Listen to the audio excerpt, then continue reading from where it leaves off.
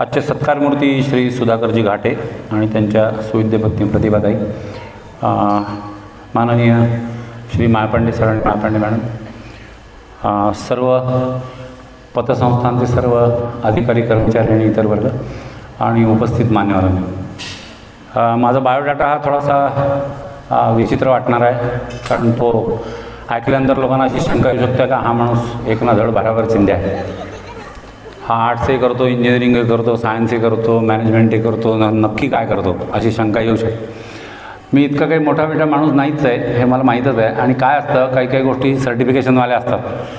आता योगायोगाने माझ्याजवळ ते सर्टिफिकेशन आहे, मगर ऐसी बात है ना कि ज़िंदगी में कमाने का कुछ अगर है तो कुछ बातें ऐसी है जो सर्टिफिकेशन द्वारा मिलती है.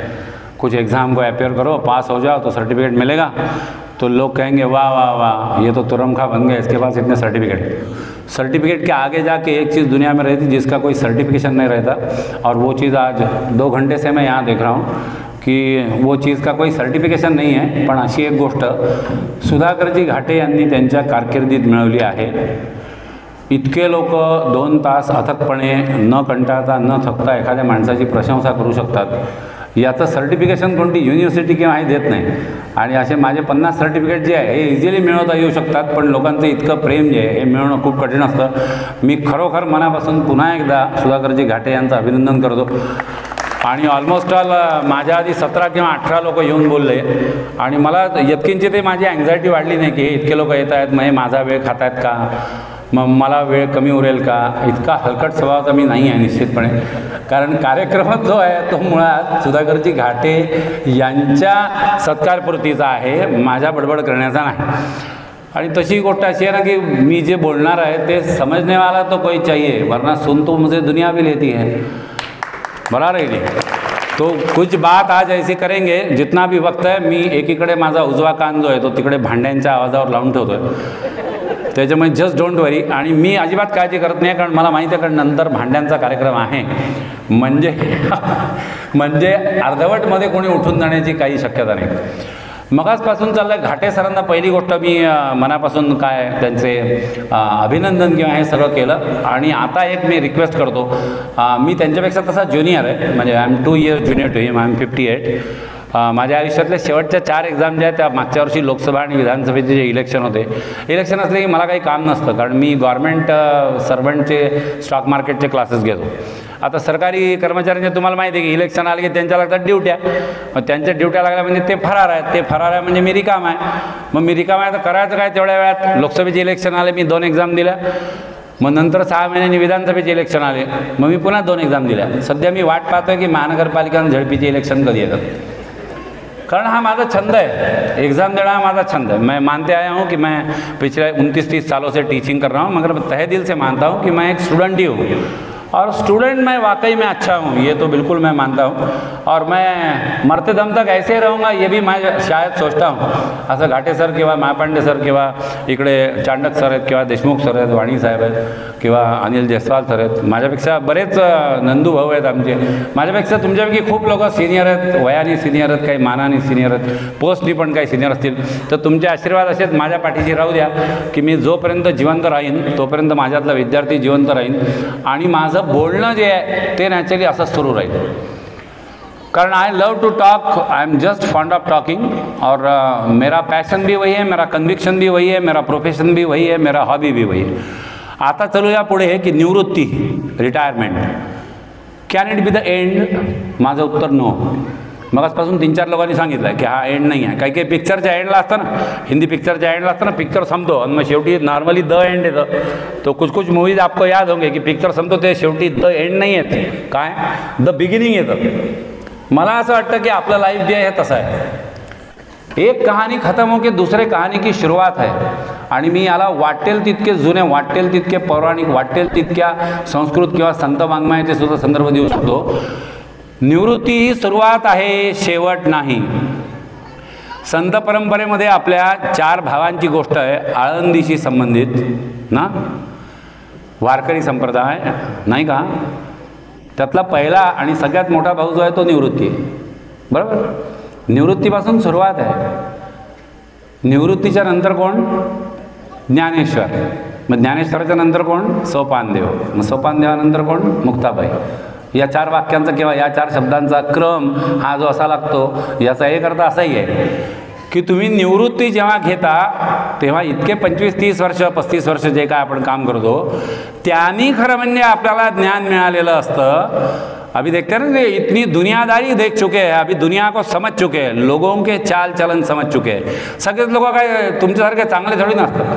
कोणत्याही संस्थेमध्ये कुठेही गेलं, कोणत्याही क्षेत्रात गेलं तरी काही लोक चांगले आहेत, काही लोक वाईट आहेत. ते सगळे चांगले वाईट अनुभव घेऊन जे मिळतं ते ज्ञान जे जगातल्या कोणत्या विद्यापीठात नाही मिळत, त्याच्याकरता इकडे जिंदगीतच टोले घ्यावे लागतात. मग ही निवृत्तीपर्यंत आपण आलो म्हणजे ते ज्ञान आपल्याला मिळालं, आणि ते ज्ञान मिळालं तर प्रगतीचा मार्ग किंवा प्रगतीचा सोपान जो आहे, सोपान म्हणजे जिना, तो प्रगतीचा मार्ग किंवा सोपान जो आहे हा आपल्याकरता खुला झाला. आणि तो सोपान जो आहे तो आपण चढून जाऊ तर मग आपण मुक्तीपर्यंत पोचू. हा जर महाराष्ट्रातल्या संत परंपरेचा अर्थ असेल तर निवृत्ती हा एंड आहे हे कोणाच्या बडोख्यातून आलं मला कळलं नाही. हाँ, ये हो सकता भाई कि किसी का ट्रांसफ़र जैसे ये ब्रांच से वो ब्रांच जाएगा तो 3 साल यहाँ काम किया, 3 साल अभी मालूम नहीं सोनाळा जाएगा, वरवड बकाल जाएगा. मी इकडचा पूर्ण आपला हा एरिया जो आहे, मी तुमचा एरिया म्हणतच नाही, मी आपलाच एरिया म्हणतोय, कारण मी प्रॉपर वडोदऱ्याचा आहे. मी वरवड बकालला बँकेत जेव्हा ऑफिसर होतो तेव्हा वरवड बकालला मी ब्रांच मॅनेजर होतो. I know beat and beat of this region. तो ये इधर से उधर ट्रांसफ़र होने जैसा है. आणि यार मग तसं आहे ना की अंत अस्ति प्रारंभ, असं एक वाक्य आपल्या उपनिषदांमध्ये, अंत अस्ति प्रारंभ. कोणताही शेवट ही नव्याची सुरुवात आहे आपण मानायचं ठरवलं तर. तुमच्या एज्युकेशनमध्ये अंत अस्ति प्रारंभ, करिअरमध्ये अंत अस्ति प्रारंभ, लाईफमध्ये पण अंत अस्ति प्रारंभ, बिलीव्ह इट ऑर नॉट रिलेशनमध्ये पण अंत अस्ति प्रारंभ. प्रत्येक रिलेशनमध्ये अंत अस्ति प्रारंभ नाही. प्रत्येक रिलेशनमध्ये अंत असतो का? नहीं, पर कई रिलेशन में 30 साल पहले तुम्हारा सबसे पुराना या सबसे प्यारा दोस्त कौन था? अगर मैं आपको पूछूं तो याद करो उसका नाम. 30 वर्षापूर्वी तुमची सगळ्यात चांगली मैत्रीण किंवा सगळ्यात चांगला मित्र कोण होता? आठवा. 20 वर्षापूर्वी तोच होता का? 10 वर्षापूर्वी तोच होता का? 5 वर्षापूर्वी तोच होता का? सध्या तोच आहे का? सध्याही तुम्हाला कोणीतरी फास्ट फ्रेंड असेल ना, जसं महापांडे सर मगाशी घाटे सरांविषयी बोलत होते की वो मेरा भाई भी है, मेरा दोस्त भी है. So that is unique relationship continuing for last say more than 25 years. बराबर है. मगर कहीं ना कहीं तो ऐसे गड़बड़ हुआ होगा ना कि 30 साल पहले जो मेरा इतना अजीज था, जो इतना मेरा प्यारा दोस्त था, उसमें बाद में कुछ ना कुछ तो लफड़ा हुआ. तो 20 साल पहले की अगर सोचूं तो शायद नाम बदल जाएगा, 10 साल पहले की अगर सोचूं तो नाम बदल जाएगा, और आज उसमें से कोई नाम नहीं होगा, उसमें से शायद कोई मेरा दोस्त नहीं होगा. पुन्हा तेच की that is the end marking the new beginning. प्रत्येक शेवट हा कोणत्या तरी नव्याची सुरुवात असतो. आणि हे जर आपण मानलं तर आता मी थोडासा अधिकारवाणीने घाटे साहेबांना विनंती करतो की या लोकांचं प्रेम सगळं तुम्ही घरी घेऊन जा, पण हे आज 2 तास जे तुम्ही हे वाक्य पुन्हा पुन्हा ऐकलं ना, आणि उद्यापासून जे तुम्ही घरी ते वाक्य ऐकण्याची दाट शक्यता आहे ना, ते वाक्य बिलकुल कानावर मनावर घेऊ नका. कोणतं? तुम्ही रिटायर झाले, तुम्ही रिटायर झाले. लोक भिन करतात बरं आपल्या भाषेत. लोक जो रिटायर झालेला आहे त्याला भिन करून टाकतात की अभी तुम्हाला क्या, अब तो तुम हो गए क्या रिटायर. म्हणजे जसं रोज उद्यापासून ते स्लो पॉयझनिंग सारखं रोज घाटे साहेब भेटले, काय घाटे साहेब असं ऐकलं रिटायर झाले वा, अभी तो तुमको कुछ काम ही नाही. ते मग सांगितलं कोणतरी की घड्याळचं कामच नाही राहिलं त्यांना, घड्याळ काढून फेकून द्या, कॅलेंडरचे फानं फाडून फेकून द्या, 24 घंटे पायजम्यावर राहू शकतो तो माणूस म्हणजे रिटायर्ड माणूस आहे ना. दुपारी जो निसंकोचपणे झोप घेऊ शकतो तो माणूस म्हणजे रिटायर्ड माणूस. ज्याच्या आयुष्यातून बॉस, अर्जन्सी, ऑडिट, टार्गेट हे शब्द कायम जे उडून गेलेले आहेत तो माणूस म्हणजे रिटायर्ड माणूस. No no no no, sadly mistake. हाँ, ये ठीक है. Change of work is rest. काम बदलना जरूरी होता है. काम अगर बदला तो विश्राम की तरह होता है.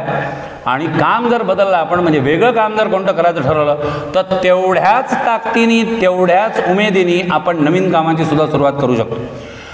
घाटे सरांनी पुन्हा याच संस्थेमध्ये काम करायचं की नाही हा त्यांचा चॉईस आहे, पण मी त्यांना एक दुसरा चॉईस देऊ इच्छितो. म्हणजे मी त्यांना चॉईस नाही देत आहे, त्यांच्या आयुष्याकडे मी ज्या नजरेने बघतोय त्या हिशोबाने सांगतो. असं झालं ना की तुम्ही नोकरीवर सगळे कसे लागले, किंवा मी जे काय केलं आयुष्यात पहिले 7 वर्ष काय बँकिंगमध्ये जॉब केला, मग काय फडके अकॅडमी चालवतोय, मग कॉम्पिटेटिव्ह एक्झामचं कोचिंग केलं, मग स्टॉक मार्केटमध्ये शिरलो, मग ओरेटरीमध्ये आलो, मग इंडस्ट्रियल ट्रेनर म्हणून काम करतोय, किंवा जे जे काय माझ्या आयुष्यात स्थित्यंतर झाली, हे तुम्हाला नक्की काय करायचं होतं? अंतस्ती प्रारंभ हे जर असेल तर कोणताही एक शेवट ही जर नव्याची सुरुवात होणार असेल तर ते जास्त चांगलं आहे ना. आणि मग ती नव्याची सुरुवात करायची असेल तर दुसरं वाक्य सांगतोय. अशी मी 5च वाक्य सांगणार आहे. असं मी दुसरं वाक्य सांगतोय,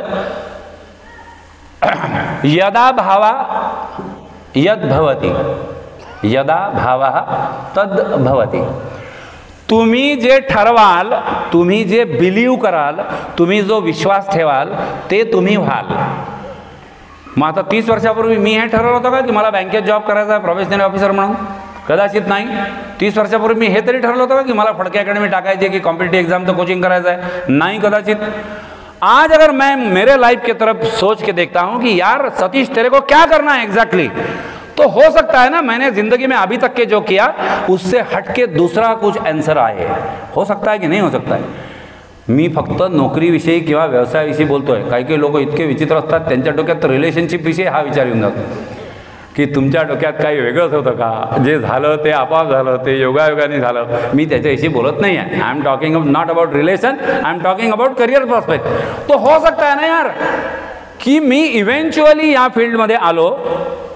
तुम्ही जसे जे जे काही काम करत आहे तुम्ही आपोआप सिच्युएशनल आउटकममुळे तुम्ही या जॉबमध्ये आलेले आहात. जसं वाणीसाहेब मगाशी म्हटले की सर मला तुमचा हेवा वाटतो कि यार मैं तो सोचता हूँ मैं 10 साल जूनियर हूँ मगर मैं चाहता हूँ कि यार मेरा अगर रिटायरमेंट आ जाए, है ना. That is right feeling because may be कि उनके पास उनका कोई शायद दूसरा प्रोग्राम होगा. यद भावा तद भवती असं जर असेल तर हा भाव, ही इंटेन्सिटी, हिंदी पिक्चरच्या भाषेत बोलायचं तर हे व्हायब्रेशन, नवीन जनरेशनच्या भाषेत है ना, हे वाइब जो है ना वो यूनिवर्स वाइब सुनता है. Universe listen to your vibration, it doesn't listen to your thoughts.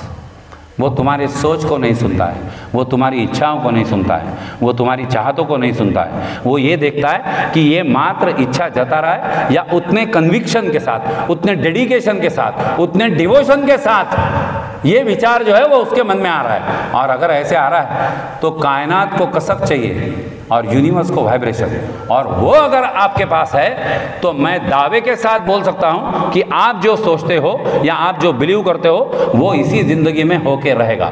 यद भावा तद भवती. बिल्कुल पक्का. हे करताना आपण रिटायरमेंटकडे चाललोय सगळेच. I am also running 58. मेरे से सीनियर कुछ है, मेरे से 5-10 साल जुनियर है. कधी ना कधी आपल्याला ऑफिशियली आपल्या करिअरमधून किंवा पोस्टमधून, नोकरीमधून रिटायर व्हायचं आहे. रिटायर झाल्यानंतर काही प्रॉब्लेम डेफिनेटली येणार आहेत. आजकाल आपल्याला फटाक्यांच्या आवाजाचा त्रास होतो का? आठवून बघा. आजकाल आपल्याला मोठ्या आवाजात कोणी DJ लावलं, झिंग झिंग चिकनिंग, झिंग झिंग चिकनिंग, तो शांताबाई लावे नाही तर अजून काही लावे, हां, त्याचा आपल्याला त्रास होतो का? आपल्या घरात असे हे मगासपासून जे 2-4-5 छोटे छोटे पोरं फिरत आहेत त्यांना काय घेण्याने हा दाढीवाला काय ज्ञान देऊ राहिला, है ना. They are damn busy with their life. यद भावा तद भवती, है ना. उनको जो करना है वो करके रहेंगे, है ना. आपण साला असा है ना कि साले सगळे मजबूरीतच असतो नेहमी, है ना. जहाँ बैठे वहाँ पे नहीं है ना. हर एक के पीछे, दिमाग के पीछे कुछ दूसरा ही तान बाना चल रहा है. कोणाच्या मागे मॅनेजमेंट जी असतात ते स्वयंपाकवाला आला का, आचारी आला का, काही सामान कमी पडू राहिलं बाबा, हा म्हणते यार 2 घंटे झाले बसलो, उठताही येत नाही, जाताही येत नाही, काय करावा, आहे की नाही. आता ते पुन्हा माझ्याविषयी एवढं बोललं गेलं की हा माणूस ज्ञान पाजायला बसला म्हणजे तुम्हाला लक्षात आलं की आपली काही सुटका नाही. चालू घ्या, एका जेवणाकरता काय काय सहन करावं लागेल काही गॅरंटी नाही. मुख्य काय, हम जो बैठे हैं वो किस भाव से बैठे हैं और जहाँ जहाँ हम बैठते हैं वहाँ किस भाव से बैठते हैं. ये बच्चे ये वही करते हैं जो उनको करना है. ये सुनो, आपण त्यांना जबरदस्तीने धरून काढलं. आता तुम्ही त्यांच्या आया, सगळ्या आया, मावशा, काकवा, ताया, जे काय तुमच्या जीवावर येते, कारण तुमचं स्टेटस आणि तुमचं प्रेस्टिज पणाला लागलेलं असतं. तुमचं पोट्ट जर इथे आत्ता विल्लतपणा करायला लागलं तर तिकडून तुमचा नवरा जिथे कुठे असेल ब्रह्मांडात तो तुमच्याकडे पाहिजे की काय बोगस बाई आहे ही, एवढा पोरावर लक्ष नाही ठेवत आहेत, एवढ्या लोकांमध्ये इज्जत गेली, म्हणून तुम्ही घाईघाईने उठून त्याच्या ढुंगणावर हां योग्य तो प्रसाद दिला. त्याला त्याच्याशी काही घेणं नाही. यद भावा तद भवती. जो मैं चाहता हूं वो मैं करूंगा, दॅट्स ऑल. आपल्याला यांच्या आरडाओरडीचा सुद्धा त्रास होतो. घरात लहान पोरं आरडाओरडा करत असले आपल्याला त्रास होतो. आजकाल आपण हे वाक्य म्हणतोय का, काय चाललं या पोरांचं काही समजतच नाही. आमच्याला नव्हतं बा असं. हे वाक्य तुम्ही म्हटलं की तुम्ही समजून घ्यायचं की तुम्ही टायर्ड आणि मग रिटायर्ड झालेले. हां, जो टायर्ड झाला आणि पुन्हा पुन्हा टायर्ड झाला, दमला, लोकांनी दमावून टाकला, त्याला 0पर्यंत आणला, त्याला रिटायर्ड म्हणतात. क्या पता नहीं है आजकल के बच्चे कैसे, पोट्टे साले कानात बाली घालून हिंडतात, पोरी साल्या केस कापून हिंडतात. अबे ते त्यांचे केस कापतात, हे त्यांच्याच कानात बाली घालतात, कंसात तुझ्या बापाचं काय जातं? हे जातं असं तुला वाटतं, याचा अर्थ तू आउटडेटेड झालेला आहे. नवीन जनरेशन बरोबर आला. आमच्या वेळेला असं नव्हतं, महिला संप्रदाय आमच्या वेळेला असं नव्हतं. ऐन टाईमला कोणी घरी यायचे पाहुणे, काय सांगू तुम्हाला, हे आमचे तर हे असे, इथे तर बसलेले सगळे हे तसेच दिसू राहिले मला, आहे ना. कधी 10 लोक घेऊन घरी येतील, आहे ना, काही गॅरंटीच नाही. पतसंस्थेचं ऑडिट होतं, 10 लोक घरी, आहे ना. आधी सूचना काही सांगितलं की कोण घरी येणार आहे, की नुसते येऊ राहिले, की जेवायला येऊ राहिले, काही नाही. ऐन टाईमला 10 लोक बपकन घरी, आज किचनमध्ये एक आवाज, 10 लोक आहे, जेव्हा स्वयंपाक करा. हे तुम्ही केलेलं आहे सगळं, हे तुम्ही केलं आहे. नवीन जमान्याच्या पोरी हे करत नाही. नवीन जमान्याच्या पोरी 10 लोक जाव नाही तर 15 लोक जाव, खपकन काढतात मोबाईल, त्याच्यावर टपकन काढतात झोमॅटो, हे तर नो स्विगी, झोमॅटो, ब्लिंकिट, ओला, उबर, हे सगळे नेसेसरी ॲप आहे. जुन्या काही जसं आपल्याकडं ज्ञानेश्वरी, काय भागवत, स्वामी समर्थ, दासबोध, हे जसं आवश्यक होतं तसं सध्या हे आवश्यक आहे. त्याच्या पुढे चला ॲमेझॉन, फ्लिपकार्ट, ओला, फ्लिपकार्ट, मिशो, मंत्रा, सगळं जे काय, दिस इज ऑल नेसेसिटी. तुमको ये मालूम नहीं क्या, रिटायर्ड हो तुम, निकल जाओ. फूड पार्सलिंग करणं ही कॉमन घटना आहे. त्याच्यावर तुमच्या डोक्यात राग जात असेल तर तुम्ही आउटडेटेड होत आहात. आणि आउटडेटेड होऊ नये म्हणून तिसरं वाक्य सांगतोय, अनुगच्छती प्रवाह. अनुगच्छती प्रवाह, प्रवाह जिकडे चाललाय तिकडे जा, कंसात आगाऊपणा करू नका. माझं असं आहे, मला हे चालत नाही, तू कोण आहे, शानपणा करू नको. म्हणजे मी कोणाकडे चुकून बोट नाही दाखवत आहे, बोलता बोलता माझं बोट आपाप असं येतोय, so take it in the right speed. तू कोणीच नाही आहे. समाज आणि व्यवस्था ही एवढी मोठी व्यवस्था आहे की या व्यवस्थेच्या अपोजिट जाण्याचं आपल्याला काही एक कारण नाही आहे. ती सिस्टीम रूढ झालेली आहे. आता सगळे लोक फिल्टरचं पाणी पितात. आता सगळ्या लग्नामध्ये प्लास्टिकच्याच त्या काय पत्रावळी असतात. आता सगळ्या लग्नांमध्ये आरो किंवा काय जे कॅनचंच पाणी असतं. तो जमाना जुना झाला गेला. तुम्हाला कष्ट करावे लागले म्हणून नवीन जनरेशनला तसेच टोले पडले पाहिजे, हा जर तुमचं मत असेल तर ते किती सूड बुद्धीचं आहे. तुम्हाला चटणी पाट्यावरंट्यावरच वाटावी लागली म्हणून त्यांच्या मिक्सर किंवा फूड प्रोसेसरचा तुम्ही दुस्वास कराल, माय मावल्यांना तो ते किती बेकार आहे. कंसात तुम्ही तुमच्या सुनेच्या मिक्सरचा आणि फूड प्रोसेसरचा दुस्वास कराल, पोरीचा नाही करणार. माय गॉड, है ना. पोरीचं लग्न झालं तर तुम्ही पोरीला स्वतः फूड प्रोसेसर द्याल, बरोबर आहे की नाही. आणि सुनेला म्हणा तसं नाही, पाट्यावर वाट, कंसात तुला टोले पडले पाहिजे. आता हे काय आहे, हे अनुगच्छती प्रवाह आहे. अनुगच्छती प्रवाह, जिधर धारा बह रही है समाज की, व्यवस्था की, जो धारा जिधर बह रही है वो धारा में चल. त्याच्यापेक्षा वेगळं आपलं उगीच काहीतरी तंबू ठोकायचा प्रयत्न करू नका. तुमच्या वैयक्तिक आयुष्यात तुम्हाला वेगळे निर्णय काही घ्यायचे असतील, भाग वेगळा, पण समाज व्यवस्थेचा जो भाग आहे त्याच्यामध्ये आपल्याला प्रवाह जिकडे जातो तिकडेच जावं लागतं. काही काही लोक उगीच तसे केस पिंजाळून हिंडतात. मी असे खूप लोक पाहिले जे कायम कपाळावर केस ओढून हिंडतात. क्या बताना तुमको, जिंदगी बेकार आहे. जिंदगी नाही बावल्या, तू बेकार आहे. इथं कोणाची जिंदगी बेकार नाही झाली. तुला कोण वाटते जिंदगी बेकार आहे, म्हणजे बेकार तू आहे, जिंदगी बेकार नाही आहे. आणि मग जे दिसेल त्याला शिव्या, जे काय समोर आला त्याला. मला माहीत आहे सगळे लोक चांगले नाही. तुम्हाला काय वाटतं माझ्या आयुष्यात काय सगळे काय संत वाङ्मय परंपरेवाले लोक येऊन गेले काय? नाही नाही. जग जगासारखं आहे, लोक लोकांसारखं आहे. लोक हरामी असतात. किती शांतपणे म्हणतोय मी हे. तुम्हाला असं वाटतं काय ओवी वगैरे म्हणून नाव काय ना. जग तसंच आहे. लोक हरामी असतात. लोक हरामी असतात. कंसात आपण त्यांना सुधारवायचा मक्ता घेतला नाही आणि कंसात आपण त्यांना सुधारवू शकत नाही. दुसऱ्या कंसात आपण स्वतःला सुधारवलं बस झालं. येस और नो. कारण आपण ज्या लोकांविषयी बोलतोय की लोक हरामी असतात, मला माहीत आहे मी ज्या लोकांविषयी बोलतो की काही काही लोक हरामी असतात त्यातला एकही सध्या इथे उपस्थित नाही. इथे आपण सगळे छान छान सुंदर सुंदर, बरोबर आहे की नाही. ते दूर दूर तिकडे बिल्डिंगच्या मागं तिकडे जे ग्राउंडाच्या तिकडं ते हरामी. आता कदाचित शक्यता अशी आहे बा तिकडच्या ग्राउंडात दुसरी सभा चालू असेल तर तिकडचा माणूस असंच म्हणत असेल तो साला येतो क्वेश्चन आहे ना की नक्की हरामी कोण. आणि नक्की चुकीचे किंवा बरोबर लोक कोण, ये कोई डिसाइड नहीं कर सकता. आई डू एग्री कि लोग ऐसे होते हैं, वो जिंदगी में आते हैं, उनकी वजह से बहुत तकलीफें होती है. I do agree. तुमको मालूम है, तुम्हाला तुमच्या आयुष्यात कोणालाही सगळ्यात जास्त त्रास कशामुळे जावा? 4 गोष्टींकरता माणूस जगतो. 1 त्याची हेल्थ, प्रकृती. 2 पैसा, ऑब्वियसली जीने के लिए पैसा चाहिए. हाँ, मनी और वेल्थ. पहला हेल्थ, दूसरा वेल्थ. या हिंदी मराठी में बात करेंगे. प्रकृती, नॅचरली पैसा. तिसरा प्यार. प्यार म्हणजे लगेच 20 वर्षापूर्वी जाऊ नका. हाँ, जे रिटायरमेंटला आले ते क्या बताओ तुमको, in 1970 you know I was falling in love. अबे प्यार म्हणजे रिलेशन भावल्या. प्यार म्हणजे हस्बंड वाईफ पण फियांसी थोडी नव्हतं. फक्त भावाविषयी पण प्रेम असतं की नाही, बहिणीविषयी प्रेम असतं की नाही, भावाविषयी असतं की नाही. मला आवाज नाही येत आहे, चायला कमाल आहे. भावाविषयी प्रेम असतं की नाही, त्यालाही प्रेमच म्हणता ना. तुम्हाला प्रश्न विचारतोय, सासूविषयी प्रेम असतं की नाही? आवाज नाही येत आहे, आवाज नाही येत आहे. अरे तुम्ही सासूविषयी प्रेम नसाल करत, नवऱ्याच्या आईवर तर प्रेम करा. ज्या बाईमुळे तुम्हाला तो अतिसुंदर छान नवरा मिळाला, तिच्यावर तर प्रेम करा. तो ये तीसरी बात हो गई प्यार. और चौथा नेचुरली हो गया प्रतिष्ठा. प्रतिष्ठा म्हणजे रिकॉग्निशन. एक नेचुरली हेल्थ, दूसरा नेचुरली वेल्थ, तीसरा नेचुरली रिलेशन, किसी भी टाइप के रिलेशन, और चौथा नेचुरली रिकॉग्निशन. आपण जे करतोय त्याला काहीतरी कौतुक व्हावं, त्याचं काहीतरी कुठेतरी प्रतिष्ठा व्हावी, त्याची कुठेतरी गिनती व्हावी, लोकांनी त्याचं ॲप्रिसिएशन करावं, ये हर किसी की चाहत होती. तुमको मालूम है, तुमको सबसे ज़्यादा दुख या सबसे ज़्यादा चोट ये 4 में से किसने पहुंचाई? आदमी गरिबीत जगून घेतो बॉस. आदमी एक व्याधी असेल ना, त्या व्याधीत जगून घेतो बॉस. सबसे ज़्यादा तकलीफ जो देता है ना आदमी को, वो रिश्ता देता है. ऐसे बोलते हैं ना, पहले वो मेरे खून के रिश्ते में लगता है, होता है ना, ब्लड रिलेशन. पुराने ज़माने में खून के रिश्ते होते हैं. ज़माना बदल चुका है, अब रिश्तों के खून होते हैं. ये सर नो, ये सर नो. आणि जर रिश्तों के खून होते, जमाना जर इकडे चाललाय, तर अनुगच्छती प्रवाह मी जे म्हणतो ते बरोबर आहे ना.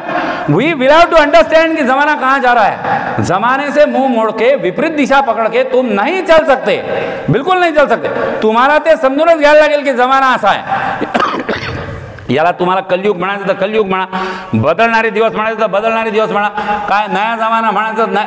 हे असं आहे, हे आपल्याला मान्यच करायला लागतं. मग आता हे ऑफिशियल लेवलला जे रिलेशन आहे ते वेगळे, फॅमिली लेवलला रिलेशन आहे ते वेगळे, इनलॉजचे रिलेशन जे आहे ते नॅचुरली वेगळे. यानी शादी के बाद जो रिलेशन हमारे बढ़ते पूरे है ना, बीवी या हस्बैंड की वजह से, वो अलग. ब्लड रिलेशन की कहानी अलग, प्रोफेशनल रिलेशन की अलग. प्रत्येक ठिकाणी पावलोपावली कोणत्याही रिश्त्यांनी आपल्याला जितक्या ठेचा मारल्या आहे ना, जितक्याला आपण फसवले गेलो, तितक्याला आपण फायनान्शियली नाही फसलो, तितक्याला आपण हेल्थ वाईज नाही फसलो, तितक्याला आपण ॲप्रिसिएशन किंवा रिकॉग्निशन वाईजही नाही फसलो. या लोकांनी तुमच्या डोक्यात थैमान घातलेलं असतं. या रिलेटिव्हजनी, ते कदाचित तुमचे ब्लड रिलेटिव्ज असतील, किंवा ते बायकोकडचे किंवा नवऱ्याकडचे रिलेटिव्ज असतील, किंवा ते प्रोफेशनल रिलेशनशिप आले असतील. या लोकांनी इतकं थैमान घातलेलं असतं की यांचं काय करायचं हा घनगंभीर प्रश्न आपल्याला राहतो. आणि ते लोक तर सुधारत नाही, पण आपण बिघडायला लागतो, अशी परिस्थिती असते. कधीतरी या लोकांवर जो राग व्यक्त करायचा तो राग व्यक्त करून टाका. या लोकांविषयीच्या भावना ज्या आहेत त्या व्यक्त करून टाका. अनुगच्छती प्रवाह हा नियम जर फॉलो करायचा असेल तर हा नियम फॉलो करणं जरुरी आहे. मी अजून एक पाऊल समोर जातो. जो चांगला आहे त्याला चांगलं म्हणता का? म्हणायला पाहिजे. म्हणत नसाल तर ते पण सुधरवा. आपण कुठेतरी इतके कद्रू मनाचे आणि इतके संकुचित असतो की एखाद्याने काही चांगलं केलं ना तरी आपलं थोबाड लवकर उघडत नाही की यार यांनी खरंच काही चांगलं काम केलं तर त्याचं मनापासून कौतुक तर करा. तुम्ही मनापासून कौतुक जेव्हा करायला लागाल तेव्हा मनापासून द्वेष किंवा तिरस्कार करण्याचा अधिकार तुम्हाला आपोआप मिळेल. ये सुनो, कोई पॉजिटिव चीज़ के बारे में अगर पॉजिटिवली बात करते हो तो निगेटिव चीज़ के बारे में निगेटिव बात करने का राइट या अधिकार तुमको उतना ही प्राप्त होगा. कोणाचंही कौतुक न करता प्रत्येकाला शिव्याच घालत असाल तर तुमची गणना वेगळ्या कॅटेगरीत लोक करणार आहेत आणि मग याच्याकरता तुम्ही स्वतः जबाबदार राहणार आहात. खूप लोक असे आहेत ज्यांनी आपल्याला खूप त्रास दिला. काय करायचं यांचं? मी सांगितलं ना, तुमचा जर राग अनावर असेल, कारण सगळे लोक वेगवेगळ्या स्वभावाचे असतात. काही काही लोकांना ते इतकं असह्य होतं की ते वाटेल तसा त्यांचा राग जो आहे हा त्या माणसांविषयी व्यक्त करू शकतात. इथपर्यंत काय केलं होतं की वो मेरी नजरों से गिर गया है, काहीतरी झालं लफडं. आता वो म्हणजे कोणी असू शकतो, रिलेटिव्ह असू शकतो, ऑफिसमधलाही कोणी असू शकतो. वो मेरी नजरों से गिर गया है, अब पता नहीं मुझे वो जिंदा है कि मर गया है. इतक्या टोकापर्यंत लोक जातात, इतक्या टोकापर्यंत. तो तुझ्या बरोबरचा आहे, तो तुझ्या नात्यातला असू शकतो, तो तुझ्या इनलॉजच्या रिलेशनमधला असू शकतो, तो तुझा 10 वर्षाचा 15 वर्षाचा कलिग असू शकतो. त्यांनी काहीतरी तुझ्याशी वाईट केलं हे मला कळलं, पण तू इतक्या टोकाला जाऊन जो द्वेष किंवा तिरस्कार करतो आहे की वो मेरी नज़रों से उतर गया है और अब मुझे ये फिक्र नहीं कि वो जिंदा है कि मर गया है. थोडं याला टेम डाऊन नाही करता येणार, थोडं याला खालच्या लेवलला नाही आणता येणार. पण हा प्रत्येक माणसाचा स्वभाव आहे, त्याचं एक एक कॅरेक्टर आहे, त्याची एक एक पर्सनॅलिटी आहे. काही लोक अशी आहे, कोण कसं वागलं याच्यावरून आपण कोणाची तुलना कशाशी करू याची सुद्धा गॅरंटी नाही. आणि ही तुलना आपण माणसांची करतो, काही वेळा ती राक्षसांची करतो, काही वेळा अजून कोणाशी करतो, काही वेळा ती प्राण्यांशी सुद्धा करू शकतो. आणि ही प्राण्यांची पण तुलना करणारे लोक आहेत की तो वागला माझ्याशी, तो इतकं वाईट वागला की तो गाढा होता, तो घोडा होता, तो मूर्ख होता, तो काय होता काय नाही. हा आपला राग आहे, आपला राग आहे. याचं कारण रिलेशनशिपवर आपण काम केलेलं नाही. आणि निवृत्तीनंतर तुम्हाला तेवढा वेळ मिळणार असेल, म्हणजे एका ठिकाणाहून तुम्ही कुठूनही रिटायर झाले तर तुम्हाला वेळ मिळणार असेल तो आपके रिलेशन के बारे में थोड़ा ज़्यादा काम करो. आत्तापर्यंत हेच चालू होतं की नाही, office boss audit 10 o'clock 10 to 5 10 to 6 what ever है ना, शेड्यूल भागो है ना. हफ्त्याचा हफ्ता गेला, सैटरडे संडेला एडिशनल काम, बराबर कुछ ना कुछ लोचा चलते रहेगा. कोई फुर्सत ही नहीं. पिछले 30 साल में खुद के लिए कितने पल जिए तुम. अगर रिटायरमेंट के पास आए हो तो ये याद कर लो, बहुत कम बार. घरी बायको 30 बोंब मारते, तुम्ही तर कधी घरीच नसता, कायम पाहिलं तर तुमचं ऑफिसच आहे, बरोबर आहे की नाही. इकडे ऑफिसला सांगावं की घरी काही प्रॉब्लेम आहे, त्याच्यामुळे तुम्हाला हरदम काही हो, आज हा बिमार उद्या तो बिमार आहे, नोकरी काल करू राहिले. या कुतरओढीत आपण जे जगलोय 30 वर्ष, तो यद भावा तद भवती कुठे गेलं, हे गायब झालं. मेरे को क्या करना था ये किसी ने सोचा ही नहीं, ना मेरे घर वालों ने ना मेरे ऑफिस वालों ने. रिटायरमेंट ये आपके लिए एक मौका हो सकता उसको फिर से जगाने का. आपल्याला जे करायचं होतं ते खऱ्या अर्थाने आणि पूर्णाशाने जगायचं असेल तर हा एक मौका जो आहे, हा एक मौका तुम्हाला रिटायरमेंट देऊ शकतो. आणि ऑब्व्हियसली की हा करायचा असेल तर तुम्हाला प्रवाहाचे नियम समजून घ्यायला लागतील. हे लोक असे राहणार आहे धरामी. यांच्याकरता एक सिंपल टेक्निक सांगू.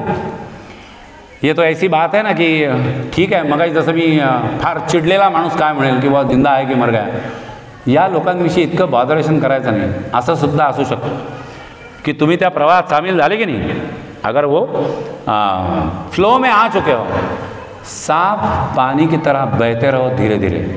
साफ पानी की तरह बहते रहो धीरे धीरे, कचरा अपने आप किनारे लगता है.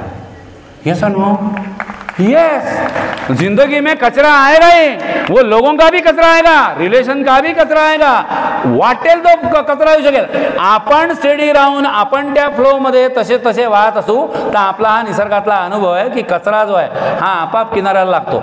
जर तो कचरा आपाप किनाऱ्याला लागणार असेल तर त्या कचऱ्याच्या मागे आपण आकांडतांडव करून आपलं स्वतःचं हायपरटेन्शन किंवा BP वाढवतो, याची काय गरज आहे? नाही आहे गरज. चौथं वाक्य, न कदापि खंडितः.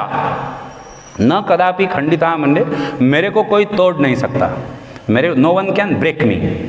हा थोडासा कॉन्फिडन्स आहे, हा थोडासा आत्मसन्मान है, हे थोड़ासा आत्मबल है, हे थोड़ी सी आत्मप्रेरणा है ना. चाहे तो उसे थोड़ा गुरूर कह लो, चाहे तो उसे थोड़ा घमंड कह लो, चाहे तो उसे थोड़ा आरोगेंस कह लो, मगर जीने के लिए ये जरूरी है. Yes or no? 5% ego, 5% arrogance, 5% adamantcy is very essential to live the life. सोना भी 24 कैरेट सोना होता है तो उसका गहना नहीं बनता है. Yes or no?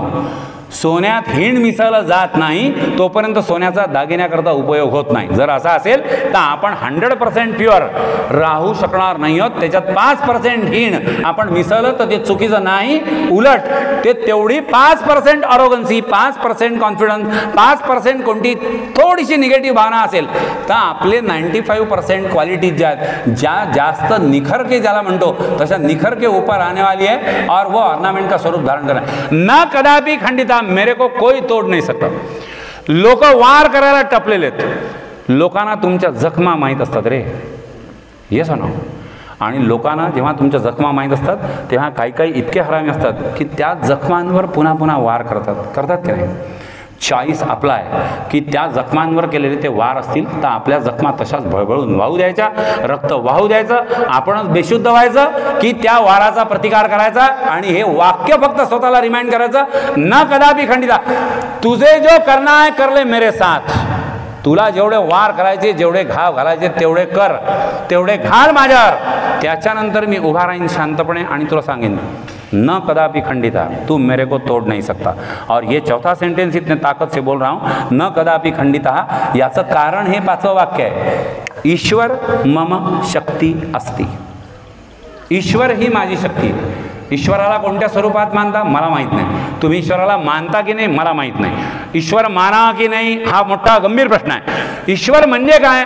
ईश्वर म्हणजे अशी काहीतरी एक ताकद, असा कोणता तरी डिवाइन फोर्स जो ओमनीपोटेंट है, ओमनिशियंट है, ओमनी प्रेजेंट है, उसे सब कुछ मालूम है, वो सर्व ज्ञानी है, वो सर्वव्यापी है. हो सकता है ऐसा कोई इंसान भी हो, अपने अपने इलाके में, अपने अपने दायरे में ऐसा कोई आदमी भी हो जिसको सब कुछ मालूम है, वो दायरे में, दुनिया का नहीं, ब्रह्मांड की बात नहीं कर रहा हूं मैं. एक सब्जेक्ट अगर पढ़ा रहा हूं स्टूडेंट्स को, और अगर मैं ये क्लेम करता हूं कि जो पूछना है पूछ लो, मैं बता दूंगा, अगर ऐसा हो सकता है तो नेचुरली मैं बोल सकता हूं that he is the authority in the particular subject, like he is omniscient. कुछ भी पूछ लो उसको फलाने सब्जेक्ट का तो वो बता देगा.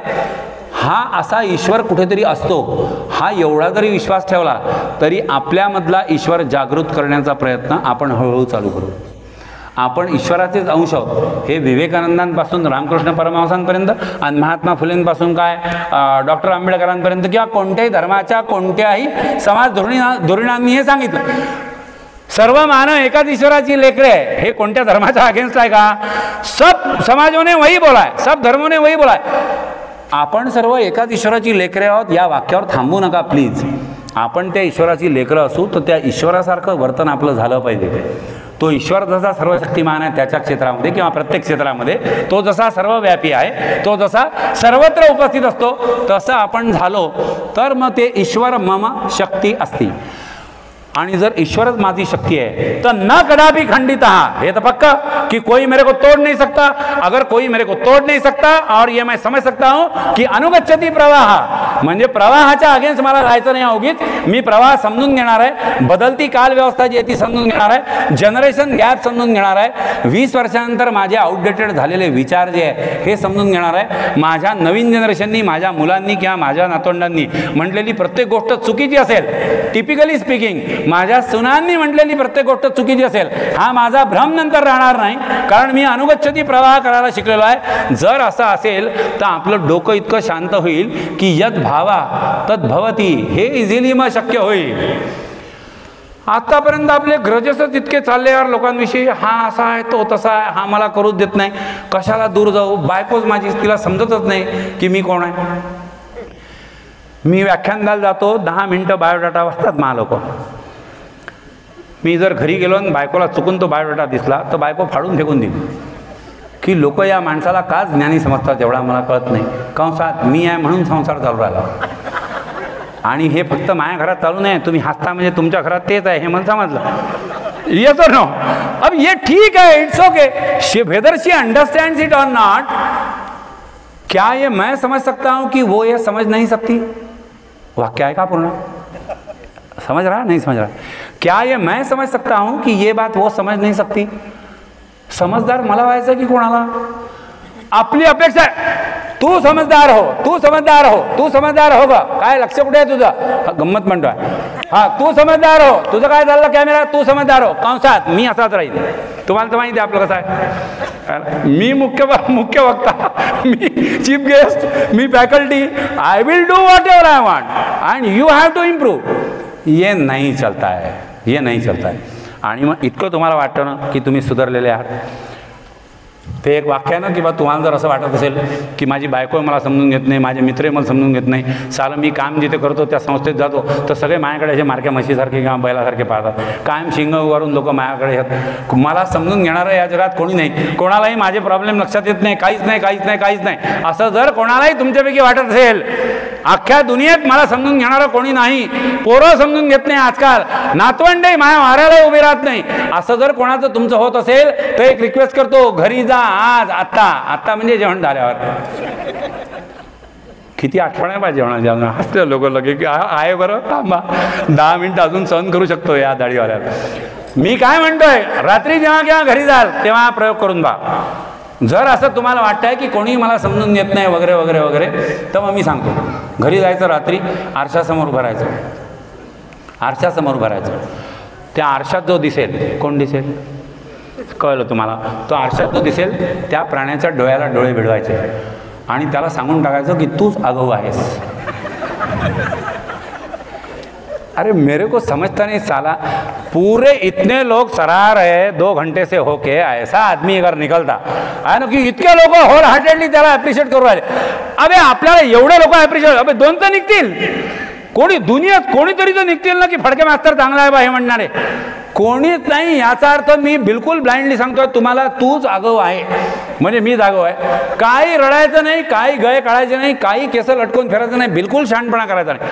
आणि मग याचे काही फायदे आहेत, रिटायर होण्याचे काही फायदे आहेत. रिटायर होण्याचा एक तोटा आहे, तो एकच तोटा आहे, रिटायर झाल्यानंतर सुट्टी मिळत नाही.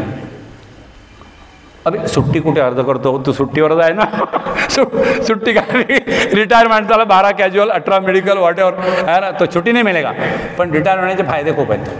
रिटायर होण्याचा एक फायदा हा आहे की हेल्थचे प्रॉब्लेम चालू होतात. हा तुम्ही मला साला हा उलटाच माणूस आहे. हेल्थचे प्रॉब्लेम चालू होतात म्हणते. आणि फायदे काय सांगू राहिला, हो या तुमच्या ॲटिट्यूडवर डिपेंड करतो, तुम्ही किती स्पिरिच्युअल आहात त्याच्यावर डिपेंड करतो. आजकाल मला थोडं जरा कमी ऐकू येतं. मला नाही, मी कोणाची तरी गोष्ट सांगतो आहे, माझ्याकडे नका पाहू. हां, आजकाल मला जरा थोडं कमी ऐकू येतं. याचा अर्थ हा लक्षात घ्यायचा की आपल्या आसपास ऐकण्यासारख्या कोणत्याही गोष्टी घडत नाही आहेत. कळत आहे का? येस येस, बरं झालं तुझी ऐकायची पॉवर गेली. तू जर पूर्ण ऐकू शकला असता, आणि सून काय बोलते तू याविषयी, आणि सुनेच्या मागे मागे पोरगाही 2 शब्द काय टाकतो आहे ना, शीग म्हणतो तो शीग आहे ना, मापती भरते शीग हा टाकतो, मापती भरते शीग हा टाकतो. बरं झालं ना ऐकू येत नाही बावल्या. मग काय केलं होते, फ्रोझन शोल्डर हो गया, फ्रोझन शोल्डर, हात कंधे से ऊपर ही. कुठे शाळेत जायचं काका आपल्याला आता, अरे हात वरती करा, शाळेत कुठे जायचं, जाऊ दे ना, वरती जात नाही खाली ठेव, प्रॉब्लेम काय. हा ॲटिट्यूडचाच मुद्दा आहे. काय झालं की कान गेले तर काही लोक इतके बैर टप्पर, ते डॉक्टर सांगतात की मागून ऐकू येत नाही तुम्हाला. तुम्ही डॉक्टरकडे गेले असाल आहे ना, तुम्हाला ऐकू कमी येतं म्हणून तुम्ही डॉक्टरकडे गेले असाल ना कोणी, हां ते बा काही माना हल्ल्या म्हणजे आहे बरं, बैर लोक आहे इथे. तो ते ट्युनिंग पर टंग वाजवतो आणि असं मागून फिरवतो, असं आहे ना, असं मागून फिरवतो, इकडून फिरवतो. मग तो पाहतो की यार मागून आवाज येत नाही, मग तो म्हणतो कार चालवणं बंद करा, 2 व्हीलर चालवणं बंद करा. मागून तो पा हात मागवला, तुम्हाला ऐकूच नाही राहिलं मागून. हळूहळू हे होईल की तुमचे दोन्ही कान पूर्ण जातील. दोन्ही कान जेव्हा पूर्ण जातील तेव्हा हे समजायचं ऐकण्यासारखं जगात काहीच उरलं नाही. आता एक नवरा बायको होते, त्यांचं जिंदगीत कधी भांडण होत नव्हतं. शक्य आहे असं तुमच्या घरी, म्हणजे शक्य आहे असं आपल्या घरी, मी थोडंसं करेक्ट करतो, मलाही टाकतो त्यात, शक्य आहे असं आपल्या घरी अजाबात तर नाही. आपल्याला आठवावं लागते की किती दिवस म्हणजे किती तास गेले, दिवस नाही हो.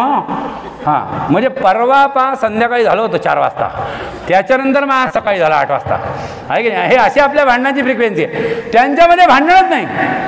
आणि भांडण का नाही, कारण सिंपल, दोघंचे दोघं ठार बहिरे, दोघं ठार बहिरे. आणि त्यांच्याकडे ऐकायचं मशीन जे असते हिअरिंग एड, ते एकच मशीन होतं, एकच मशीन. आणि नियम पुढचा, जो बोलेल त्यांनी लावायचा. वा रे वा वा वा. अहो काय सांगू तुम्हाला, तुमची शाळा संपतच नाही, तुमची पतसंस्था संपतच नाही. तुम्हाला काही घरदार नाही, तुम्हाला काही पोरं नाही, तुम्हाला काही संसार नाही. तुम्ही तर जसे तिकडे त्या शाळेचं नाव आणि पतसंस्थेचं नाव आणि सोडून दिलेले आहे ना. हे बायको नवऱ्याला बोलायला लागली, खपकन मशीन काढायचं, बायकोच्याच कारण टाकायचं, बाई तूच बोल, कंसात तूच ऐक. आणि मग हे पटतं का बाकीच्या नाही, ज्यांना ऐकू येत आहे, त्यांचे कान बिघडलेले नाही आहेत, त्यांना पण हे पटतं आहे का की आपण जेव्हा बोलत असतो ना रे, तेव्हा आपण ऐकतच नसतो रे. मानते हो कि नहीं मानते हो? जब गुस्से में किसी से बात करते हो ना, इतकं भडभड भडभड भडभड बोलतो आपण, तू असा तू असा तू तसा, तुझ्यामुळे माझा सत्यानाश झाला, नाही तर मला तर इतक्या पोरी आल्या होत्या, इतके धड धड धड धड. किती कॅसेट रिवाइंड झाली मला माहीत नाही. माझ्या लग्नाला 34 वर्ष झाले. 34 वर्षापूर्वी मी कॅसेट नेऊन ठेवली माझी, आणि इतकं धडधड धडधड बोललो. मी ऐकलं होतं ते, मी जे बोलत होतो बायकोला माझ्या, ते मी ऐकलं होतं पूर्ण? नाही. आपण जेव्हा रागात बोलतो तेव्हा आपण ऐकतच नाही. मोबाईल असतात की नाही तुमच्याजवळ, याच्यानंतर तुमची बायको आणि तुमचे नवरे जेव्हा असं रागात बोलतील, त्याच्याशी बोलायचं नाही. तो सध्या बोलण्याच्या परिस्थितीत नाही. म्हणजे बोलण्याच्या परिस्थितीत नाही म्हणजे तुम्ही कोणती शारीरिक परिस्थितीमध्ये आणू नका. सध्या श्रावण महिना आहे, पण समजा तो बोलण्याच्या परिस्थितीत नाही, कारण तो रागाने बेभान झालेला आहे. त्याच्याशी बोलायचं नाही, त्याला उत्तर द्यायचं नाही, अजून वाद वाढेल. मोबाईल काढायचा, रेकॉर्डर काढायचं, आणि तो जे बोलतो ते फक्त टेप करायचं. दुसऱ्या दिवशी सकाळी पहिले त्याला नाश्ता द्यायचा. बरं, हे मी तुम्हाला सांगण्याची गरज नाही. मावल्यांनो, तुम्ही हे करत आलेला इतक्या वर्ष पॉलिसी, कळलं का? आणि नंतर ती रेकॉर्ड लावून ठेवायची. ते तो म्हणते, हा कोण बोल राहिला, इतका काऊन चिडला? मग त्याला सांगतात की त्याच्या लक्षात येते हळूहळू की साला हे आपलंच आहे का, कालचं रात्री धतिंग आठ होतं की नाही होतं हे. मग आता 2 कान बहिरे होईपर्यंत आपण सुधारणारच नाही आहोत का? त्या नवरा बायकोसारखे दोघांचे दोन्ही कान गेले, ठार बहिरे झाले, एकच हिअरिंग एड आहे, आणि जो बोलेल तोच लावेल, तिथपर्यंत आपण असेच राहणार आहोत का? नाही ना. आमच्या शेजारचे एक काकू आहे, माझ्या फ्लॅट सिस्टीमला राहतात, त्या गेल्या वैष्णोदेवीला. वैष्णोदेवीला गेल्या, त्यांचं वय काय, मला सिनियर आहेत ते 7-8 वर्ष, जास्त कदाचित 70-72. त्या वैष्णोदेवीला गेल्या, घोड्यावर बसल्या. लोकांचे कार्यक्रम काय असतील काही गॅरंटी आहे ना. लोक तिथे वैष्णोदेवीला गेल्या, घोड्यावर बसल्या, पडल्या, म्हणजे घोडं पडलं, घोड्या पडल्या तर हाही पडली, याही पडल्या, या पडल्या तर यांचा हात फ्रॅक्चर. आता त्यांची समस्या आहे की त्यांना हात मागे नेता येत नाही. हात मागे नेता येत नाही. हात मागे नेता येत नाही म्हणजे वेणी घालता येत नाही. बरोबर. आपण कसं बघतो याच्यावर अवलंबून आहे. तुम्हाला वेणी घालता येत नाही याचा अर्थ ईश्वराचा तुम्हाला संदेश आहे, केस कापा. शोल्डर कट, शोल्डर कट, हां, स्टेप कट, शोल्डर कट, असा ब्रश घ्यायचा. नुसतं असं मागे जायची गरजच नाही ना, एकच हात ना पूर्ण. मग आता हा ईश्वरी संदेश आहे, हा तुमच्या लक्षात येत नाही, आणि तुम्ही बोंबा पुन्हा ईश्वराच्याच नावाने मारता. तुम्हाला कोणत्याही व्याधी झाल्या त्या ठरवून झालेल्या आहेत. तुमचे गुडघे मॅक्झिमम लोकांचे आहे ना, रिटायर झाले की गुडघे जातात. गुडघे गेले की ते बरोबर झालं, गुडघे गेले याचा अर्थ हा आहे, बायकोनी जिंदगीभर तुला तेच वाक्य ऐकवलं की तुमचं बूड घरात टिकत नाही. है ना, काय इकून आला की तिकडे जाते, तिकून आला की इकडे जाते. आता गुडघे गेले, झक मारत बैस घरी. बरोबर आहे की नाही? आता बरं, बायका इतक्या उलट्या पालट्या असतात यार, आपल्याला सगळ्यांना बायका सगळ्यांच्याच उलट्या पालट्या यार. आता तुम्ही जर घरी बसायला लागले ना, तो बायका नेमकी उलटी बॉम्ब मारेल. सकाळपासून घरी बसता, जा जरा बाहेर चक्कर मारून या. असं जो उलटं पालटं बोलतो त्याच प्राण्याला बायको असं म्हणतात. हे आपल्याला आपल्या ॲक्सेप्टन्स लेवलमध्ये टाकणं तरी. आणि मग राहायला शेवटचा मुद्दा स्पिरिच्युअलिटीचा. ईश्वर के प्रति ध्यान रखना चाहता हूँ. ध्यान, असं ध्यानस्थ बसायचं आहे मला, माझी समाधी लागली पाहिजे. इतके दिवस नसतीच लागली ती समाधी. तू प्रयत्न करून पाहिले ना, आहे ना. आधीमध्ये कोणत्या तरी बाबाच्या दर्शनाला गेला, त्याने सांगितले ते ध्यान लगाई जाओ, है ना. कंसात त्याला नाही संसार, त्याला नाही शाळा, त्याला नाही बँक, त्याला नाही अकॅडमी, त्याला नाही पतसंस्था, त्याला काही काम करावं लागत नाही, तो स्टुडंटही नाही. ऐकले, तो मोकाट आहे थोडक्यात. अरे आपण संसारिक आहे, आपल्या दृष्टीने तो मोकाटच आहे ना. मी कोणत्याच बाबाचं नाव घेतलेलं नाही. हां, उगत कोणी बाबा आले असले तर माझ्या नावाने शिवाय घालू नका. पण समजा, अरे त्याला कामं नाही ना रे, तो आपल्याला सांगते ध्यान लागा. आपण घरी ध्यान लावून बसलो, वय वर्ष 40, 42, 44, 38, सध्या जे कोणी असतील या वयात 50, ध्यान लागतच नाही भाऊ. आपण मारे देवासमोर बसलो असं, ते सांग सकाळी उठावे, स्नान करावे. ध्यानवाले लोक स्नान करतात, आपल्यासारखे गजे लोक आंघोळी करतात. बरोबर की? म्हणजे आंघोळ आणि स्नान शब्दामध्ये सुद्धा फरक आहे. स्नान केलं म्हणजे कसं पवित्र वाटतं. कंसात पाणी किती गचा असलं चालते. बरोबर आहे. साली आकातच आहे एक. तो स्नान करून बसला, मान स्वतंत्र वितरण घेऊन बसला. मनात नाही ध्यान लावायचं, सगळं चित्त जे आहे ते सगळं बाहेर आहे. आणि यद भावा तद भवती. तुझा जो भाव आहे तेच होणार आहे. तू ध्यानाला बसला की पहिली गोष्ट तुला थोड्या वेळाने इच्छा होते, काहीतरी दार वाजलं आहे ना, खपकन एक डोळा बारीक करून पाहते, कोण आलं. यद भावातच भवती. कारण हा इंटरेस्ट जास्त आहे की कोण आलं कंसात मायामागे यांचं काय चालू आहे की पोट्ट्याकडे कोणी त्याचा मित्र आला का, सटकते का बाहेर बिडी फुगायला, काय जे असेल ते. मग आता तू हे डोळा असा किलकिला करून पाहतो, तुझं कसं ध्यान लागेल. यद भावातच भवती. बरं थोड्या वेळाने पुन्हा डोळे बंद केले, जाऊ देवा. डोळे बंद करता येतात. ईश्वराची पहा काय योजना आहे. डोळे बंद करता येतात, कान बंद करता येत नाही. हो की नाही. कान बंद बसले तुम्ही, समोरून इतके बोंबलणारे लोक जातात घराच्या रस्त्यावर है ना. आमच्याकडे खामगावला तो एक भाजीवाला होता, त्याला का असं ओरडायची सवय होती. आता त्याचं मार्केटिंगची स्टाईल आहे, तो प्रत्येक भाजीनंतर आलू हा शब्द टाकायचा. ए कांदा आलू, लसण आलू, मिरची आलू, गोबी आलू, असं वाटतं झालं आलूचे प्रकार आहेत का इतके. प्रत्येक शब्दाला आलू. काही झालं शेवटचं मिरची आलू, सांबार आलू पर्यंत आलू. आता तुम्ही बसले, तो झाला ए कांदा आलू. या लोकांना समजत नाही, मी इथे ध्यान लावून बसलो आहे, भाजी घ्यायची राहिलेली आहे. काही लक्ष नसते माया बायकोचं, सगळे झांबले मायाच घरात भरले. अबे तू ध्यान लावा बावल्या. यद भावातच भवती. तुझं भाव कुठे, तुला भाजी घ्यायच्या का, उठ ना बावल्या, जा ना भाजी घेऊन ये, मग ध्यान कर. पट्ट्या की नाही. पुन्हा बसलं 2 मिनिटांनी, गेली बायको. नशीब बायकोला कळलं होते की भाजीवाला आला. गेली बा बायको. हा का रे वा, काय आमका आहे का, दुधी भोपळा आहे का, आमकाड. हां जमलं वाटते, आता भाजी जमली. 2 मिनटं 10 मिनिट दही. तुमच्यापैकी जे भेसावत होते ते आत्ता जेवढे दचकले ना, तेवढेच तो ध्यानवाला जो आहे तेवढा दचकते तो. इतका बेकार बेकार आवाज करतात लोक. आपल्या डोक्यात पुन्हा विचार की हा दही बोंबलू राहिला, बायकोला म्हणा दही घे, बायको इतकी बेकार आहे माझी, या दहीवाल्याला जाऊ देईल आणि माझं ध्यान संपलं की मल पिटाल ते बाजारात डेरीत. हां तू बसला कसा करता, ध्यान लावायला बसला यद भावात. आता हा प्रश्न उद्भवत नाही मित्रांनो. तुम्ही रिटायर झाले ना की हे डिस्टर्बन्सेस तुमच्या आयुष्यात येणार नाही. कारण हिअरिंग एड काढून ठेवा, कानाचं मशीन जे आहे ते काढून ठेवा आणि तुमचा सोडा वॉटरच्या बाटलीचं बूड जसं असते तितका जाड चष्मा जो आहे हा चष्मा काढून ठेवा आणि मस्त बसा ध्यानाला. ते मशीन काढून ठेवलं की तुम्हाला तो दही तोही नाही ऐकू येत. तर भाजीवाले, बायका, पोरं, आरडा ओरडा काहीही ऐकू येत नाही. एक मधली भेद होती ना की नातवंड घरात खेळत असतात, नातवंड घरात खेळत असतात. आपण ध्यानाला बसलेलो आहे, ते सून आणि आपली बायको जे हे हात काहीतरी करू राहिली आणि ते पोट्टे जे आहे ते आपापसात खेळू राहिले. दोघं भाऊ भाऊ आहे, बहीण भाऊ आहे, जे काय त्यातल्या कोणीतरी एकाने दुसऱ्याला धमकी दिली की मी आता चावीन बरं तुला. हे आपण ऐकतो, हे ती सूनही ऐकत नाही. म्हणजे त्या पोट्ट्यांची आई आहे ना, ती आजी ऐकत नाही. आपण आता की हा करते सत्यानाश, हा बेकाराचा झाला, पोऱ्या कोणाच्या वळणावर गेला, काही खरं नाही. तो मगाशी जे धमकी देत होता की आता मी चावीन बरं, 2 मिनिटांनी तो ती धमकी कृतीत उतरवतो आणि त्यांनी ती ज्याच्यावर कृतीत उतरवली तो नॅचरली भोंगा मारतो व्या करून. आतून सून जी आहे ती धावत येते. अरे बेटा काय झालं. सून सायकॉलॉजीवाली, सून सायकॉलॉजीवाली असल्यामुळे तिचा मारण्यावर विश्वास नाही. ती मारलं तर मुलांच्या बालपणावर विपरीत परिणाम होतात. म्हणते अरे बेटा काय झालं, तुझा भाऊ नाही का तो. इकडे आपलं ध्यान चालू आहे, यद भावा तद भवती. अरे 2 रट्टे मारणं त्याच्या ढुंगणार इतका शहाणपणा बोलत असते का कुठे आहे ना. नाही नाही नाही नाही, मारू नका बिलकुल, मुलांच्या बालमनावर विपरीत परिणाम होतात. ते पोट्टे इतके बेकार झालेले आजकाल की तो म्हणते की हा बोगस आहे, दिस इज ब्लडी बास्टर्ड. तो छोटा 5 वर्षाचा, दिस इज ब्लडी बास्टर्ड, याला बेचून टाका म्हणते. हे OTTचे संस्कार आहे. कारण हिंदी चॅनल पाहू त्यांची भाषा अशी, त्याला बेचून टाका म्हणजे विकून टाका. इकडे आपला आत्मा तरफडाट करू आला की बाई ग सायकोलॉजी घाल चुल्यात आणि त्याला 2 फटके मार, सगळी शांतता होते, माझं ध्यान लागते. असं सुद्धा म्हणा असं वाटतं की आमच्या जनरेशनच्या सगळ्या लोकांना एकत्र करा आणि त्यांच्या विशिष्ट वयावर बसलेले वळ जे आहे ते अजून सुद्धा दिसतात. मग आमच्याला कुठे गेली ती चाइल्ड सायकोलॉजी.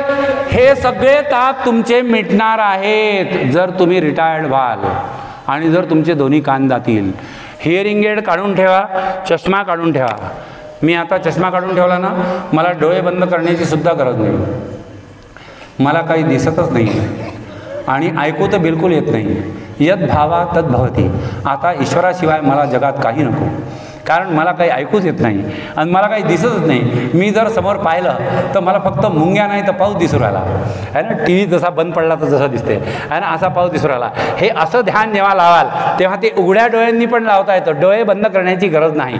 असं ध्यान जेव्हा लावाल तेव्हा प्रिकॉशन घ्या की तुम्ही भिंतीपासून 4 इंच जागा सोडून बसलेले आहात आणि तुम्ही आणि भिंत याच्यामध्ये एक उशी उभी करून ठेवलेली आहे. म्हणजे तुम्ही जेव्हा ऐन ध्यानाच्या अवस्थेत जाल तेव्हा तुमचे डोळे आपोआप मिटले जातील. तुमच्या नाकातून असा आवाज यायला लागेल आणि तुमची मान जी आहे ती अशी झुकेल, तुमची दृष्टी किंवा नजर ईश्वराकडे वळेल आणि तुमचं डोकं त्या उशीवर टेकेल. याला डुलकी ध्यान असे म्हणतात. झाले तुम्ही स्पिरिच्युअल, पूर्ण स्पिरिच्युअल होना चाहते हो तो यहाँ तक इंतजार करना पडेगा. कारण हे जोपर्यंत होत नाही तोपर्यंत आपले कान आणि आपले डोळे हे आपल्याला ईश्वराची आठवण करून देत नाही. हे आपल्याला आपल्या संसारातल्या अडीअडचणींचाच पाडा म्हणून दाखवतात. आणि जर त्या अडीअडचणींचाच पाडा आपल्याला म्हणून दाखवला जात असेल तर ईश्वराविषयी इतकं काही हे करण्याची गरज नाही. आपल्या अडीअडचणी सॉल्व करा. That is the best way of living. तुम जो काम तुम्हारा करते हो वो पूरी लगन निष्ठा के साथ करो. तुम जिन लोगों के साथ रहते हो उनके ऊपर बिना अन्याय किए या उनके साथ पूरा न्याय करते हुए अगर तुम तुम्हारा जिंदगी बिता रहे हो तो तुम अपने आप ईश्वर के समीप जा रहे हो. ईश्वर के समीप जा रहे हो म्हणजे मराल टेकले असं मला म्हणायचं नाही आहे. योग्य तो अर्थ काढा. आणि हे असं जर असेल तर रिटायरमेंट ही एक त्या उच्चतम अवस्थेपर्यंत पोहोचण्याची सुद्धा अवस्था असू शकते. पण हे कधी होईल? आई डोंट नो ये मेरे बारे में कब होगा. मेरी चाहत है, मुझे नहीं पता कि ये होगा या नहीं होगा, क्योंकि मैंने पहले ही बोला कि मेरी चाहत या मेरी इच्छा या मेरे विचार इनके अनुसार कुछ नहीं होना है. मगर अगर ये मेरी चाहत है और वो उतनी सही है, उतनी कन्विक्शन, उतने डिटर्मिनेशन, उतने डेडिकेशन, उतने कॉन्फिडेंस के साथ कि वो कायनात की कसक बन जाए या यूनिवर्स का वाइब्रेशन बन जाए, आई वॉन्ट टू डाई माई बूट्स ऑन. मैं मेरे लिए सोचता हूं कि मैं जैसे अभी बात कर रहा हूं आप लोगों से, यहीं के यहीं कुछ ना कुछ हो जाए और मैं इथल्या इथे मी मरून गेलो पाहिजे. रिटायरमेंटचा प्रश्न येतो कुठे यार? ये सांगो. ऐसे ही जो काम कर रहा हूं वो काम करते करते ही अगर मरना तो सबको है, ये सुनो. मग रिटायरमेंट होऊन बेड रिडन होईल, काहीतरी व्याधी होईल, 8-10 लाख रुपये खर्च होईल, याची वाट पाहणार आहे का मी? नाही करत ना. I want to die my boots on. अगर मैं मेरा काम करते करते ही मरना चाहता हूँ तो रिटायरमेंट हा शब्द आपल्या आयुष्यात येण्याची गरजच नाही आहे. I am not tired today, I will not be tired tomorrow, I may not be tired till my last breath because I wish to die my boots on. अगर ऐसा ही आहे तर निवृत्ती आणि रिटायरमेंट हे शब्द माझ्या आयुष्यात येण्याची काहीही शक्यता नाही.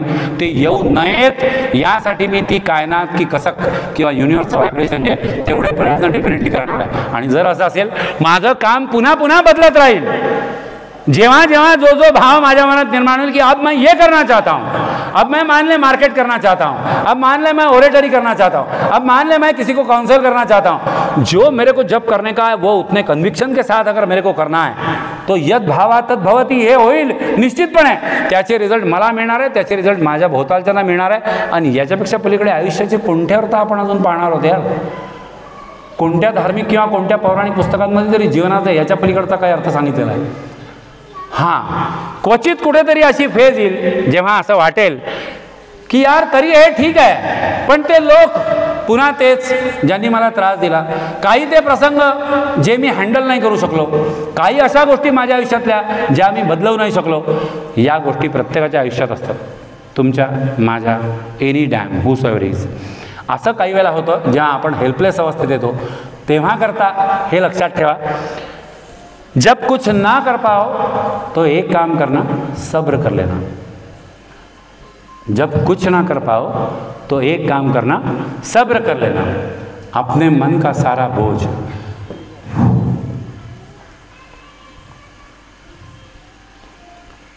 अपने मन का सारा बोझ कायनात के कंधों पर रख देना. Because I am helpless, just can't do anything ना. I can't deal with those persons, I can't deal with those events. उन लोगों के साथ मैं कुछ नहीं कर सकता. त्या प्रसंगाशी मी लढू नाही शकत आहे किंवा काही नाही करू शकत आहे. जरूर नाही आहे की प्रत्येक वेळेला तूच लढलं पाहिजे. तू जेव्हा लढायची इच्छा दाखवतो किंवा तू जेव्हा प्रामाणिकपणे काहीतरी करत असतो तेव्हा तुझ्याकरता लढणारे कोणीतरी असतात. ते कोण हे सांगतोय आणि आजचं हे संपवतोय. जब कुछ ना कर पाओ तो बस एक काम कर लेना, थोड़ा सा सब्र कर लेना. अपने मन का सारा बोझ कायनात के कंधों पर रख देना. जो तुमसे नहीं संभला जा रहा है उसको वो संभाल लेगा. जो तुझसे नहीं संभला जा रहा है उसको वो संभाल लेगा. बस तुम अपना ध्यान रखना, तुम्हारे जख्मों का हिसाब वक्त रख देगा. This is the purest and transparent crystal clear promise from the kainat and the vibrations of the universe to every one of us. Every one of us.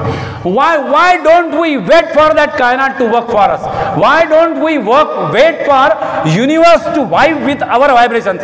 अगर हम ये करेंगे 99% times, मगाशी जे मी सांगितलं ते की मला कोणी तोडू नाही शकत है ना, मेरे को कोई तोड़ नहीं सकता, बिल्कुल पक्का. 1% कधीतरी अशी हेल्पलेस अवस्था येईल तेव्हा या 8 गोळी ओळी जाए त्या लक्षात ठेवा. बस मैं ऐसे जीते आया हूँ, बस मैं ऐसे ही जीना चाहता हूँ, मुझे नहीं पता मैं कैसे मरूंगा, मैं उसके बारे में नहीं सोचता, मैं जब मरने के ही बारे में नहीं सोचता.